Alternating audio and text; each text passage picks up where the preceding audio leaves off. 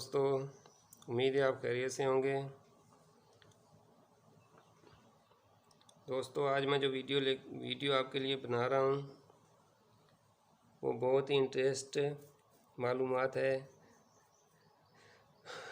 तो दोस्तों, मेरा मकसद ये है कि आप जब भी कहीं से या बाज़ार से शहद ख़रीदें तो आप खालिस शहद खाएं, धोखा ना खाएं।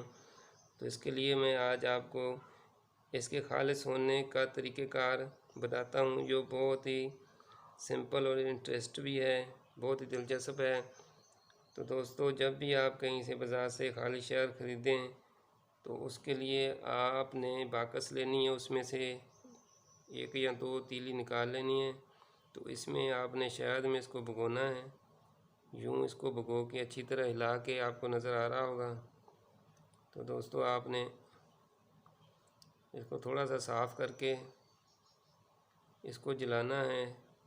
अगर ये जल गई तो आपका शहद खालिस है, अगर ना जली तो इसका मकसद है कि आपका शहद नाकस है और इसमें मिलावट है।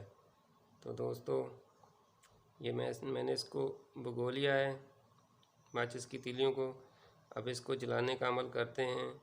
इंशाअल्लाह अगर ये जल गई तो ये हमारा शहद खालिस है, वरना ये नाकस है। बिस्मिल्लाहिर्रहमानिर्रहीम।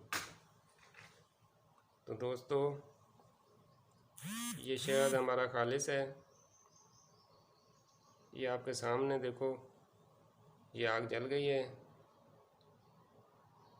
तो दोस्तों,